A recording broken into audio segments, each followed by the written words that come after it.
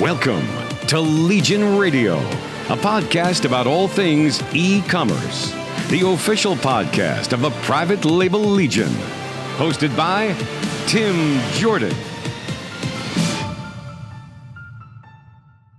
Hey everybody, and welcome to another episode of Legion Radio, the official podcast of the private label Legion, where we talk all things e-commerce and some other really random stuff occasionally. Today I'm here to discuss a little bit about India, and I have brought in a guest that I just recently met, Gary. What's up, Gary? What's up, Tim? It's great to be here. Thanks so much for having me. Yes, sir. So how do you actually pronounce your last name? Because I think I've pronounced it 7 different ways and I don't want to get it wrong. Absolutely. So I pronounce it Gary Huang. Huang. Right. So like if I were phonetically saying it, it would be like Huang. Huang. Right. Huang. Just exactly how it's spelled, just to make it easier for people. Okay, that's super easy because these Asian names, I've made some terrible, horrible mistakes in pronunciation and embarrassed myself thoroughly. So now I just come right out and ask. That way I don't make myself look like a bigger idiot than I am. Man. Yeah. All right. So for those of you joining us, Gary and I got to meet each other, I guess early October in India. Actually, we were both on the same trip as coaches, a sourcing trip with good old Megla in India. And Gary is very intriguing because he's been a lot of places. He's done a lot of things. And the more I got to talk to him, the more I got to know him, the more I realized that his experience and his wisdom is very beneficial to you as our audience. And I wanted to make sure that we got Gary on the podcast to share some of that wisdom. So Gary, right now you're in Shanghai, China.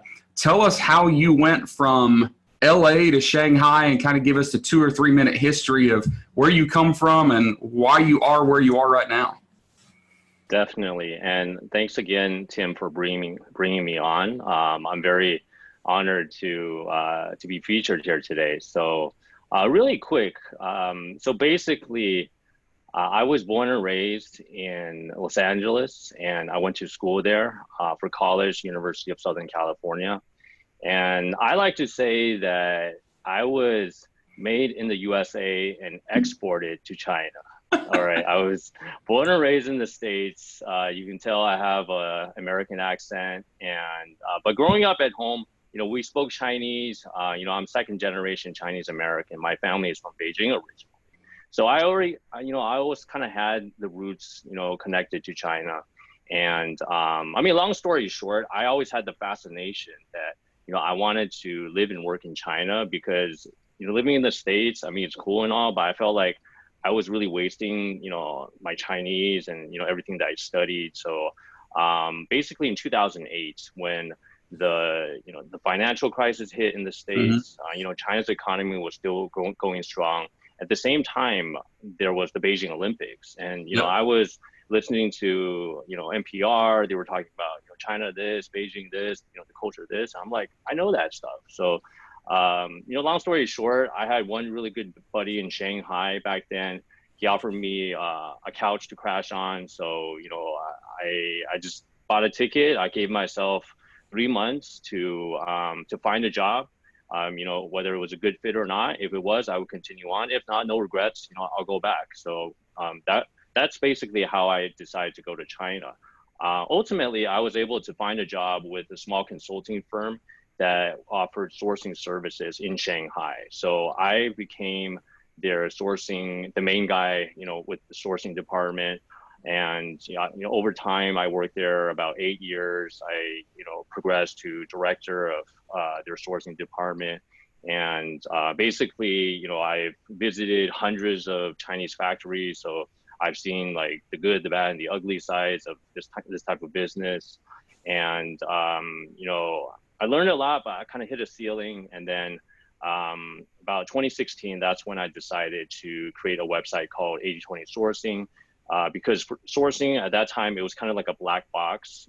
There's like a lot of hidden stuff that people talk about, these dirty tricks and all. And Tim, I know you're super familiar with this, with your experience and, your sourcing, on the ground in China. But basically, 80/20 sourcing, that's kind of the genesis, because I wanted to bring some light into that to kind of like teach people how to avoid these problems and best practices. That's kind of my story. Sorry, it was kind of long-winded, but no, that's awesome. So you showed up to China, didn't have a clue what you were going to do, kind of accidentally fell into this sourcing position, got really good at it. And then how did you end up going from like, I assume sourcing for like your kind of standard companies, maybe brick and mortar companies. How did you fall into the e-commerce world? Because I know that you also sell on Amazon. Correct. That's right. Okay. I actually left out part of this story, and forgive me for that, Tim. Before I went to China,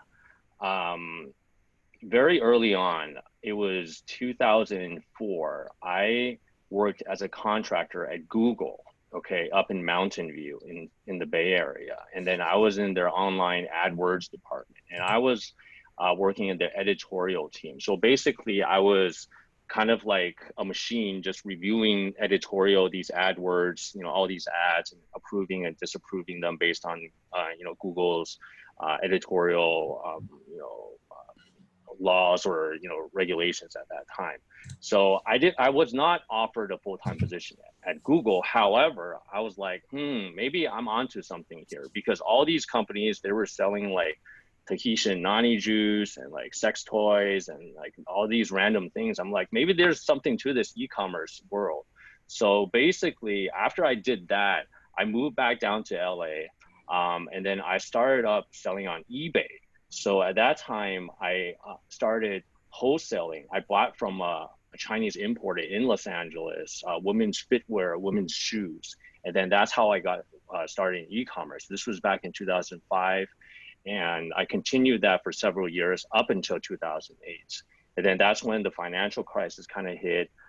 Business took a hit. And at the same time, I really wanted to fulfill my dream of working in China. So I actually stopped that business at that time, because there wasn't, the prevalence of Amazon FBA. You can't, at that time I was, I hired a high school student after school to come in to help, pack the shoes. And, I was like driving to the post office, and I was like, loading everything up every day. I'm like, hey, I have like 15 orders today, I'm the man. And, but, now like absolutely times have changed. You can scale the business a lot more easily. You can, I can run my business, selling on Amazon.com in the States. I can run it remotely, whether I'm, here in China, or if, I'm, my family and I are traveling, Japan, whatnot, or, going back home to the States. So that's how I got started in e-commerce. So I actually took a break doing e-commerce when I began sourcing, and then I resumed it in 2016 when I got back into 80/20 sourcing. And then, that's the story. So you had some digital marketing experience turned into some e-commerce experience, hopped on a plane, slept on a couch, lived in China, became a sourcing expert. And then 2016, you started putting all of this together by sourcing and selling your own e-commerce products while starting 80/20 sourcing yourself, right? That's right. So now you're a one-man band. You're a bona fide entrepreneur doing your thing, traveling the world, getting to work remotely, getting to meet awesome people, kind of living the dream, right? You make it sound, really, really sexy, but there's a lot of ups and downs in that journey, in that entrepreneurial journey, as I'm sure, Tim, you are well aware. Oh yeah. But as in like any career, we got to work really hard and just keep going at it. But that's what I'm doing right now. That's okay. All right. So let's jump into the meat and potatoes. What I really, really want to get into. And I think it was important to get the intro, because those of you that are listening, I want you to understand why this information is relevant. And, we're going to be talking specifically about sourcing in India. Obviously, that's where Gary and I met, and we've got some experience in that. I started sourcing in India maybe a year ago.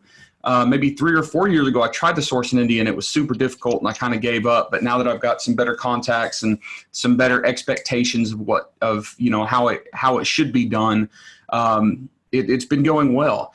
And we get a lot of questions in our Facebook group. We get a lot of questions at conferences I speak at. What's the difference between India and China? The trade war going on in China. Should we bail out of China and start sourcing somewhere else? Questions like that are not always just yes or no answers. There's a little bit more complexity and depth to it. And because Gary has so much experience in sourcing from China, and he's venturing into India kind of like I am, and I've got so much experience sourcing in China and have some experience now in venturing deeper into sourcing from India, I think that we can put together some really good summaries and some good comparisons for you. So that's what we want to jump into. So before we start comparing India and China, Gary, let's talk specifically about India. Tell me why you became interested in India in the first place of, all the places that we could go, because I know a lot of people talk about Vietnam. People are talking right now about Eastern Europe, South America, Central America. Why India? Yeah, absolutely. And kind of the backstory behind this, as a lot of people are aware, is the trade war, Tim. And, with, for example, my products, one of my main products is a kitchen product.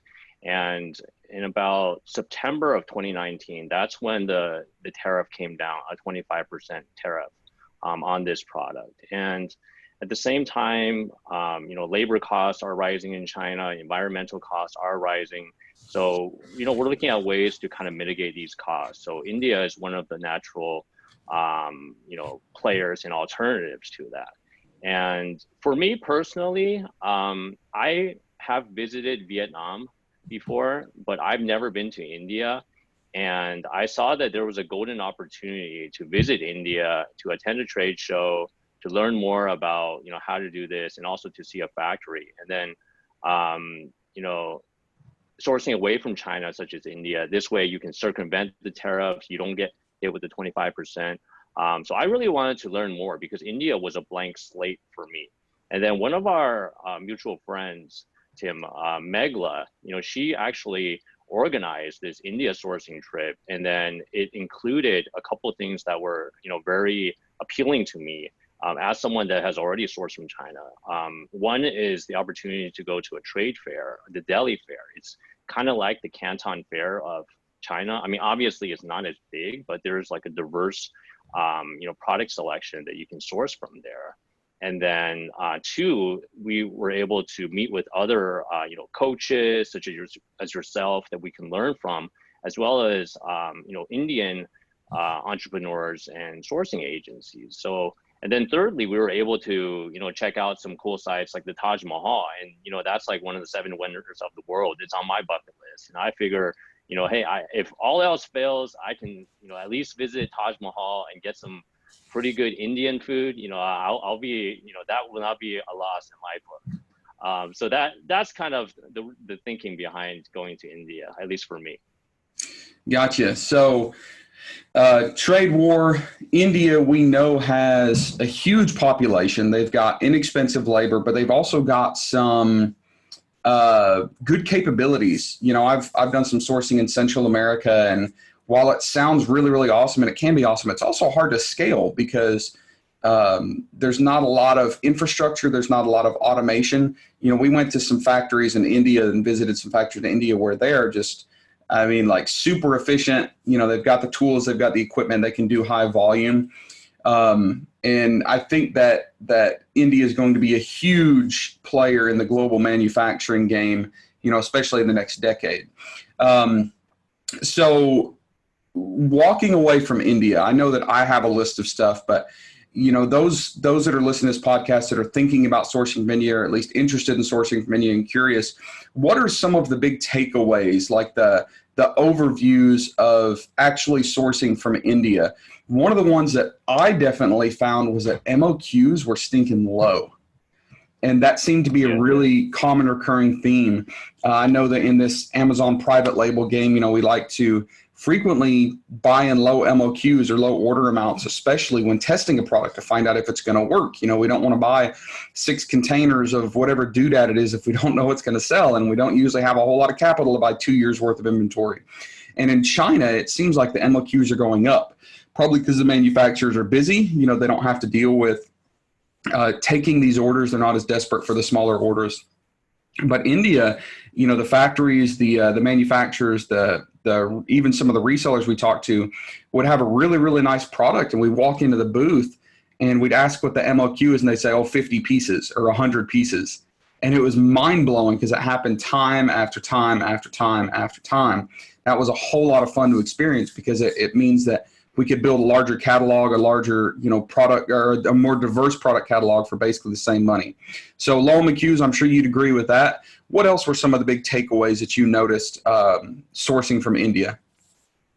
Yeah, I agree 100%, Tim. I mean, the low MOQs, we're talking like 25 pieces and 50 pieces, and the Indian suppliers are willing to do that. If you drop these kind of numbers, to a Chinese suppliers, like they wouldn't even talk to you. They wouldn't they just ignore your email. They would just ghost you or something, So I was really shocked by that. And like what you said, it really, it cuts your risk a lot because you can, place smaller bets, rather than placing like a $5,000 order with a Chinese supplier, you can place like a $1,000 order and, maybe spread that 5,000 across 5 products, rather than just one product. So I think that there's a lot of, new possibilities that you can play around with India.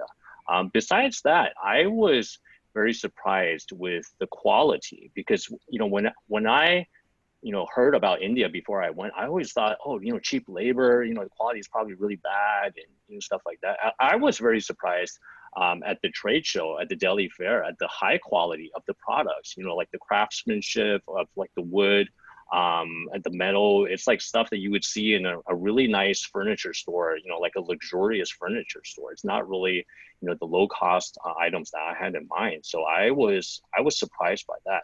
But at the same time, I found that the prices weren't low. I found, at least, with some of the products I was looking at, in terms of like leather products, like a leather bag, the cost was quite high, at least for me, compared to what I had in mind. I don't know, like what was your impression about that, Tim? Yeah, a lot of the wooden products were super cheap. The textiles were super cheap, way cheaper than I expected. Leather was a little bit higher than China, and I started to understand why that was. And it's because, the Hindu religion is so prevalent in India, and, cows are sacred. So there's not a big supply of cow leather. So a lot of the leather that we did see, super, super nice leather, was either water buffalo or goat leather, right? And I've never seen that anywhere else in the world. And the water buffalo leather is, to most people, they couldn't tell the difference between it and regular cow leather. It's super nice. It can be full grain, very nice, thick. Goat leather is very soft, but it's also pretty thin, so you can't use it for a lot of applications. So the actual cow leather products are either, the material's expensive because it's a very limited supply in India, or it's imported. We talk to a lot of leather people that are importing leather from Argentina, Brazil, Spain, Portugal, and some places like that. So I found that like your wood, your metal, your textile products were very inexpensive compared to the quality. And like you said, quality, I mean, every booth or stall that we walked up to in the shop or in the market, everything was nice. I don't remember walking into a single shop where I was like, oh, this is a bunch of junk, and walking out. But yeah, the leather, although it's more expensive than China, it's much less expensive than what we've noticed in Central and South America. And I think it's because they've got the automation and kind of like mechanical systems in place a little bit more. So comparatively speaking, leather, for high-end leather, it's still cheaper than a lot of places. But yeah, definitely not the exact same prices as China. The other thing I noticed is there is a limit to the type of products you can get in India. India is not super mechanized. They're not going to be doing a lot of silicone pieces and stainless steel pieces and heavily machined items and electronics. It seemed like the big categories that India really excels in were wood, leather, metal. And when I say metal, I don't mean like precision parts. I mean like home decor and kitchen and things like that don't have to be as high precision. Textiles and ceramics, a lot of ceramics and stone items, granite, stuff like that. So I feel like India is a great option for those, but it's not a do-all, be-all, end-all. We can't replace China with India because India still has a limited number of categories, products, and materials. Would you agree with that? Correct. I agree with that. There are some limitations to India. And for example, I was looking for a nylon type bag that is pretty prevalent in China. Many factories can do this, but the same type of material in India, they had a hard time. And then my understanding was the reason is they kind of lack the type of equipment and machinery to weave this type of nylon in this type of like denier in this type of grade. Whereas in China, they already have like years and years of experience, and they had this technology. And then interestingly enough, Tim, I don't know if during the factory tour, if you went to the leather factory with my group, but when we were touring the factory, most of it was handmade, like they were like hand sewing the leather, they were hand cutting the leather. And then only towards like the very end of the production line, I saw this large machine. It was doing like automatic like stitching or embroidering, in this material. And then I was curious at this machine, so I looked closely at it. And then on the plaque, the machine like said that it was made in China. It was made in Zhejiang province, China. So the Indian factory actually imported the machine from China. So I think that just goes to show like that's one of the limitations or like the bottlenecks, because India is very strong with certain types of fabrics, like what you said, but at the same time with synthetic fabrics such as nylon, they have their limitations because they don't have the same type of automation and equipment that China has. Yeah. Let's see what else we had on our list. Culturally, there are a lot of similarities to China. So if you're sourcing in China or you're doing business in China, some of these things may be familiar. One thing is relationships matter. Shake people's hands, show them some respect, show some interest in these suppliers, and they will go above and beyond to answer your questions, take care of you, send you pricing. I've got people that are sending me really nice emails. Today we're recording on Halloween, and it's, hey, happy Halloween from India. I'm like, this is awesome, not being salesy. And it's just because I think they understand the importance of building relationships. And one of the things that Megan included in our training before we even got started was the importance of relationships. So everybody I talked to, I made sure to, even if it was just a 5-minute conversation, ask them where they're from, ask them how business is going. And I think that went a long way. Another thing that maybe you can explain a little bit is that there are big cultural differences by region. So like regional differences in India, which is also similar to China. It's something we need to be aware of. What was one of your takeaways for those listening when it comes to regional differentiation in India? Yeah, definitely, Tim. And, talking about relationships, how important they are, you and I, along with a couple others, were invited to present to a group of the Indian suppliers about, Amazon sellers, what they're looking for. And then I actually, learned a couple of words of Hindu, and then, I greeted them, I said, I'm very happy to be here. My name is Gary, and thank you in Hindu. And then, they were very impressed by that. I mean, I think like, making a small gesture like that, it makes a big difference, at least for them. But at the same time, I tried using these Hindu phrases to some of the other Indians that I met. And they're like, oh, I'm sorry, I don't speak Hindu. I only speak English. I'm like, what? I thought everyone in India spoke Hindu, right? But apparently not. They were Tamil. So they were from southern India. And then, in this region, nobody speaks Hindu. So that was shocking, at least for me. I thought that, everybody in India spoke, the same Hindu. So long story short, different regions in India, they have different languages, they have different customs, and then perhaps more importantly, they specialize in different products. So, I'm still learning the geography, but certain parts of India will be strong in, handicrafts. Others may be strong in leather, and others may be strong in organic materials. And this is very much similar to China, because China has these clusters, as you're well aware of, Tim. For example, if you want to go get electronics, I mean, obviously, you go to Shenzhen, right? You don't want to go to like, Hebei, northern China for that, because you'd be getting a lot, cruder type of material. So there are, these regional differences in China. I don't know if you got a flavor with that, because you've been sourcing from India in some time, for some time, Tim. Sure. Yeah, I kind of got that impression also, was that, different regions had different specialties, but also that different regions maybe had a little bit different culture when it came to how they do business. And little things like how well they communicate and how good their equipment is. And, we learned about things like high humidity, the super humid areas like Mumbai, you need to be aware of that and cognizant of that when you're packing containers to make sure that you have dehumidifiers and all that good stuff. One thing in India, which we learned, which I feel like is very similar to China, although it's labeled differently, is the PACA rule or PACA rule, right? Yeah. And not just the PACA rule, but this concept of being polite by saying yes or trying to help, even though the information might not be totally accurate. So the PACA rule is the for sure rule.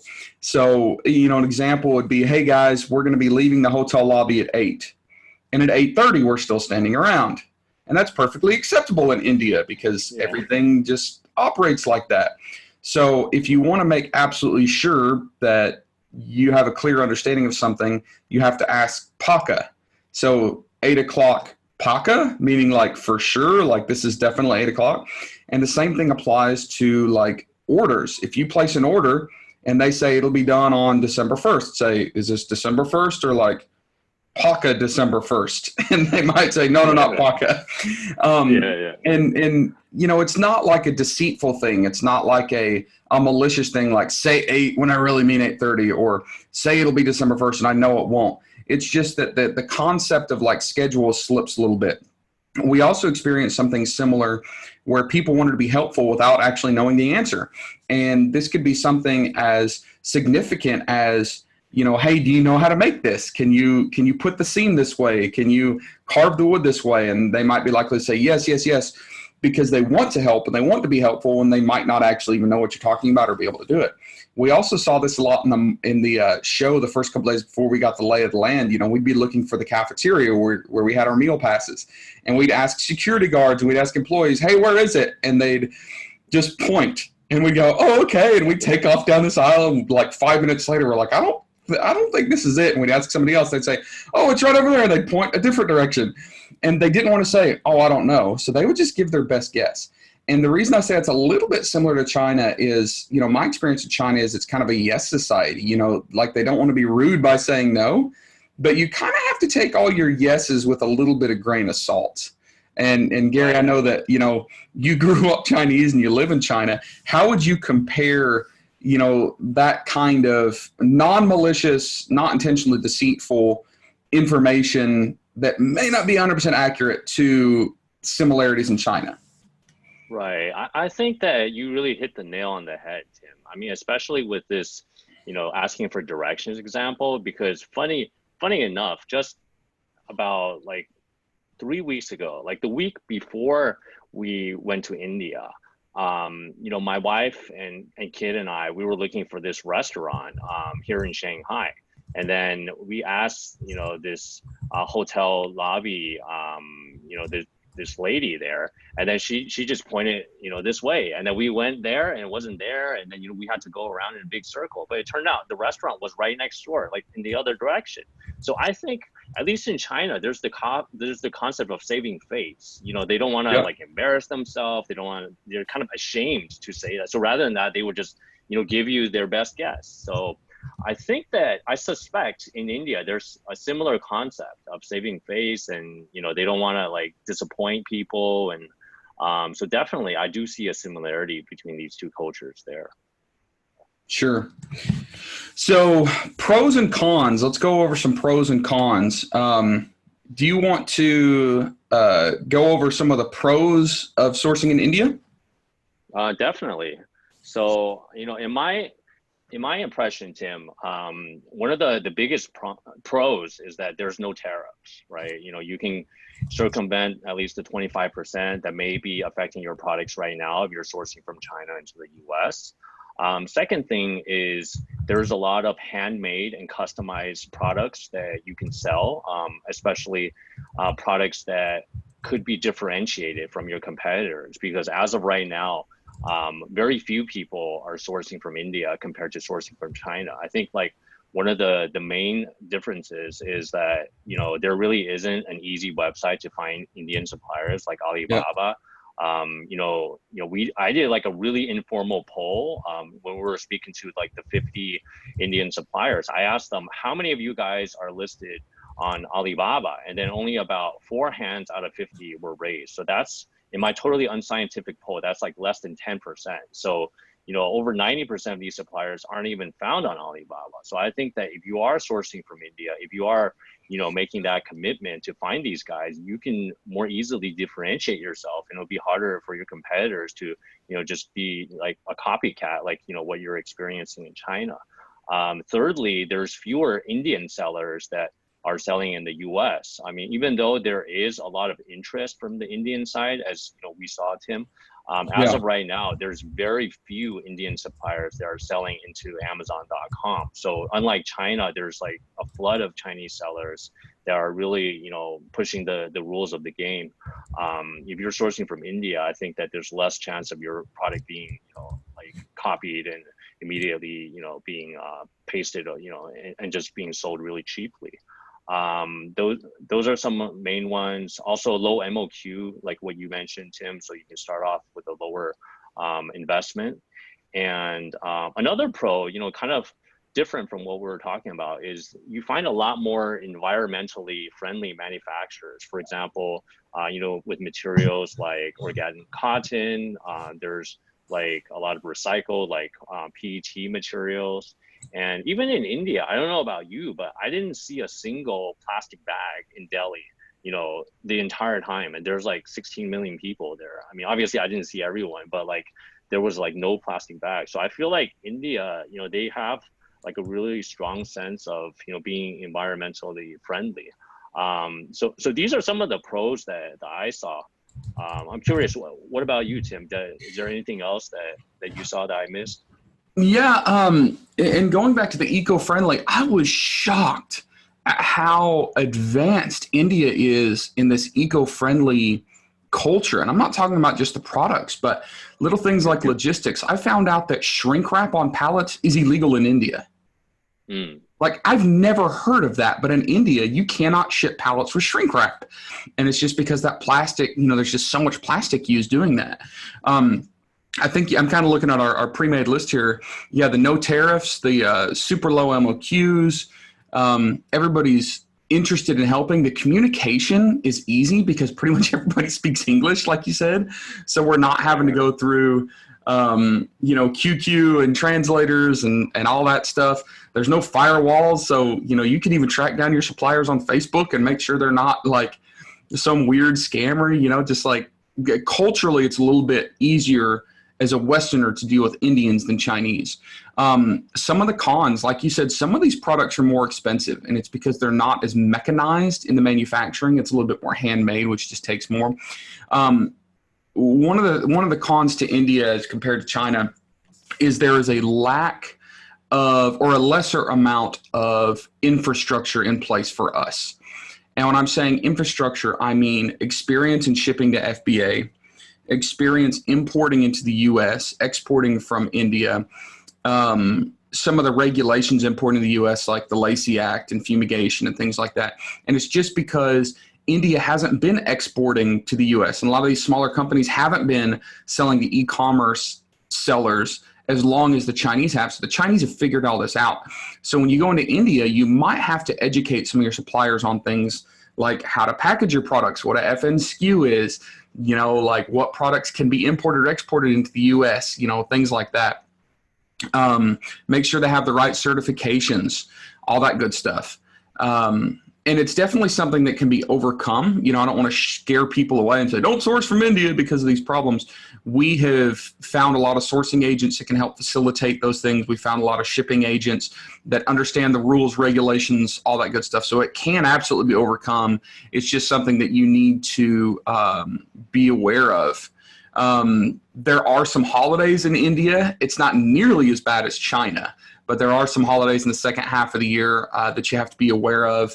We just got past Diwali, for example, something that most Westerners have probably never even heard of unless they have a bunch of Indian friends, but some things like that. What are some of the other cons that you can think of, Gary? Yeah, I think one of the other big cons is the length of time it takes for them to finish your order. With the suppliers that I've spoken with and, talking to some of the other people that are sourcing from India, they're saying that a factory production, like the time it takes could take as long as like 8 to 10 weeks, just because there's so much, hand labor and, intensity involved, and there's less so reliance on machinery, like so in China. So, if an order takes like 8 to 10 weeks sourcing from India, and then you add another month on the water to get it to the port, you're really looking at least like 14, 15 weeks. Well, what is that? That's like 4 or 5 months if my math is right. If you compare that to China, production is a lot faster. Normally we're talking like 25 to 35 days. And, going by sea, I believe it can be faster as well. So that's something, if you're considering sourcing from India, that you really have to consider. It is a lot slower to get your order out. And then even though, you may order a low MOQ, you're going to run out of stock a lot faster. And you place a reorder, you may be out of stock for, like 3-4 months. So that, your BSR could take a hit as well. So I think that that's something that, people really have to plan ahead in terms of their inventory planner. In terms absolutely. of the production time. So yeah, that's one thing. And I think other than that, some of the other cons are that, some of the materials need to be imported from China, because India doesn't have like the really, the breadth and the depth of the supply chain that China has. I mean, you can find everything, from like, nose to tail, in China, right? But in India, I was, even going back to that leather factory, I saw that they had some zippers, they had some, YKK zippers, and these zippers were imported from Shanghai. I literally saw the box laying in the hallway. It said, it was shipped from Shanghai. So if you're producing this in India, that's fine. But if they're importing, zippers from Shanghai and maybe like nylon from somewhere else, that's going to add to the cost and the time of delivery. I mean, that may be one of the reasons why it takes 10 weeks versus China 4 weeks. Sure. You can probably just pick up the phone and, get the order, shipped next day, if you're in Zhejiang compared to, like Mumbai. Yeah, that zipper example is exactly the one I was thinking of. Is, a great leather product, the hardware, the buckles, the zippers are not going to be made in India. So they've got to import the hardware. They might have to import the leather, but then they do all the manufacturing, production, and assembly in India. So the big question that everybody has been asking lately, we've talked about pros and cons. We've talked about kind of our experience, some of the limitations. How are you going to approach sourcing now with the understanding that things are getting a little more difficult in China, but there are also still some restrictions in India? And if you want, I can give my opinion first, my answer to that question, or you can tackle it first. No, I'd love to hear your opinion, Tim. So I think that India, the way I've been telling people and describing it is, India is another tool in the arsenal, right? It's just another resource, but it is not a replacement for much, right? We still have to source from China. China, regardless of the trade war and the press and, the higher MOQs, China is still better at most production than anyone else in the world. That's all there is to it. They're generally cheaper, they're faster, their logistics are better, the material acquisition is better, all that good stuff. But there are some products that, if we utilize India for its strengths, and it is a limited number of products, it's not everything, it's not a complete replacement, we can add, like I said, Indian sourcing to the arsenal.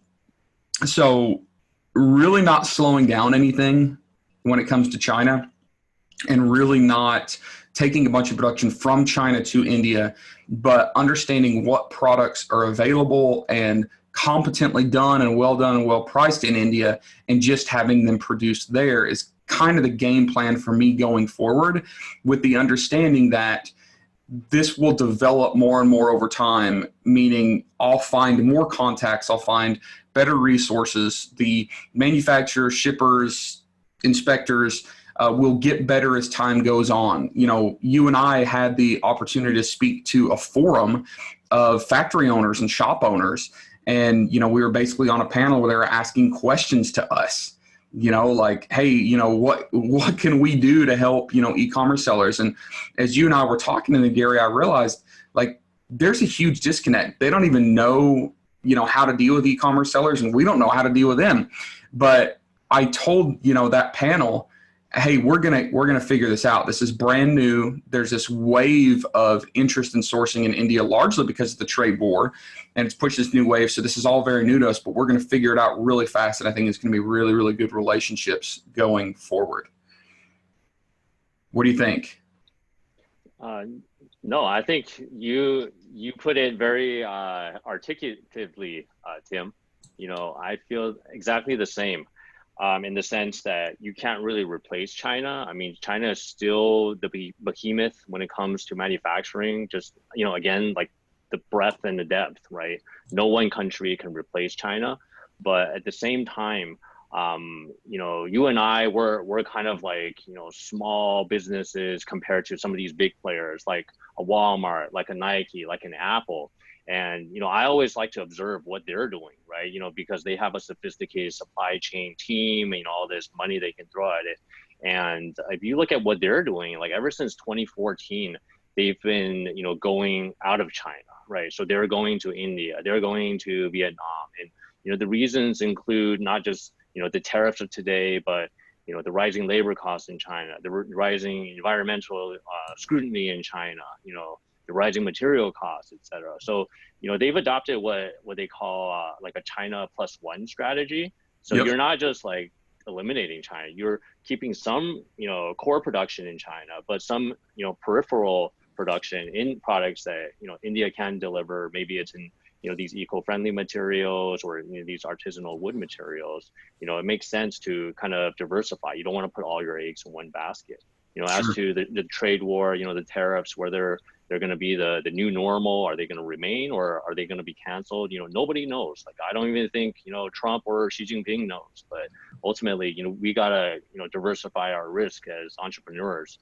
So I feel like it makes sense for us to consider some other countries. I don't want to put all my eggs in one basket. So just some of my thoughts when it comes to this strategy.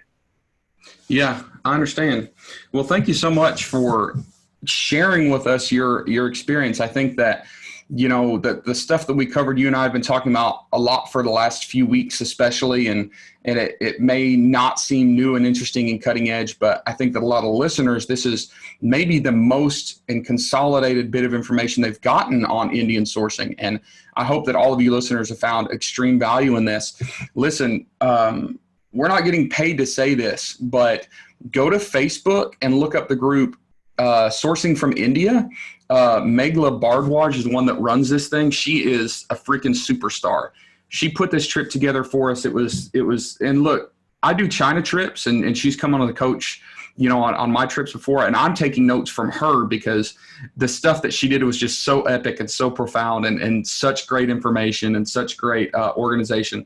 Check out that Facebook group. It's mountains and mountains and mountains of really, really good free resources, free information. If you're interested in going to India, go to indiasourcingtrip.com. I think that if you want to go to India, there's no better way to do it than do it with a group that is experienced, bunch of great entrepreneurs. Everything's taken care of for you, 5-star accommodations all the way. It was awesome. I'm going back in April. Gary, are you going back in April? I would love to go back. I just have to check with my family right now. Gotcha. So maybe Gary. So yeah, there's a good chance. Maybe awesome. You should try to convince my wife. All right, wife, if you're listening, we need Gary come back to India with us. Yes, I would love to be back. But no, I agree 100%, Tim. This trip, the India sourcing trip, was super well planned. You got, a flavor of the business side, with the trade show, with the trainings, but you also got a flavor of the cultural side as well. Visiting the different sites, and we were able to go to the Taj Mahal and, interact with a lot of locals that I probably would never have met on my own. So I definitely recommend it if you guys are interested to kind of, take a crash course on sourcing from India. Yep. It's definitely a great experience. And if any of you guys want some more information about Gary and the awesome information he has a virtual summit he does. He has an awesome blog. He's already written at least one blog about the India trip. Go to 8020sourcing.com, 8020sourcing, all one word, 8020sourcing.com, and subscribe to his newsletter, get involved with him, track him down on Facebook, whatever you need to do. I had not had the pleasure of meeting Gary till I met him in India, but next time I'm in Shanghai, I'm going to look this guy up and take him to dinner because he's a pretty smart dude and he's fun to get along with and really good information. And you know, Gary really cares about giving us good information. He's got some really good insight. Being an e-commerce seller, having grown up in the States, but now living, sourcing, and selling from China. So check his stuff out. The other cool thing that Gary has done is he's created a cheat sheet for us, right? He's created a cheat sheet for some pros and cons of India, some other information about sourcing from India and China. And you can access that by clicking the link in the show notes, all right? If you're listening to this on a regular podcast platform, it's going to be hard to get. But if you go to YouTube and you find this this episode on YouTube, look it up, Legion Radio series, check the show notes and descriptions in the YouTube channel, and you can access that sheet that he's put together for us. And of course, while you're there on YouTube, smash the subscribe button, like the video so we can get a little traction, a little bit of love. Check out our Facebook page, Private Label Legion. If you haven't done so, join our Facebook group, Private Label Legion on Facebook. All that good stuff. Get involved. So, Gary, thank you so much for being on. Thank you for putting together that sheet for us. It's in the show notes. Any last words of wisdom briefly for our audience that you can impart on us? Well, thank you so much, Tim, for having me. I hope that, some of my experiences were helpful. And, with the cheat sheet that I prepared, we're going to create a custom landing page for your podcast listeners and for your YouTube viewers at 8020sourcing.com/PLL. Again, 8020sourcing.com/PLL. I guess if I were to apply the 80-20 rule, sourcing from India, if your product fits the strengths of India, if it's made of these type of materials, if you're okay with the longer lead time, definitely I would recommend you look into sourcing from India just to diversify, because again, I wouldn't want to put all my eggs in one basket, and there's a lot of new product opportunities right now that people are not exploring. So I think that it is definitely worth the investment if you're looking at that. Awesome. Well, thank you so much. And we're going to go ahead and sign off. Thank you all for listening. Thank you all for supporting everything that we do. We couldn't do this without you. We love you. We appreciate you. We're glad that you're involved and active. Make sure to get in the Facebook group. Leave a comment. Let us know how you like this content, this episode, and we will see you on the next episode of Legion Radio. Thanks so much, Tim. See you guys. You've just wrapped up another episode of Legion Radio, hosted by Tim Jordan. Past episodes, links, and show notes can be found at privatelabellegion.com.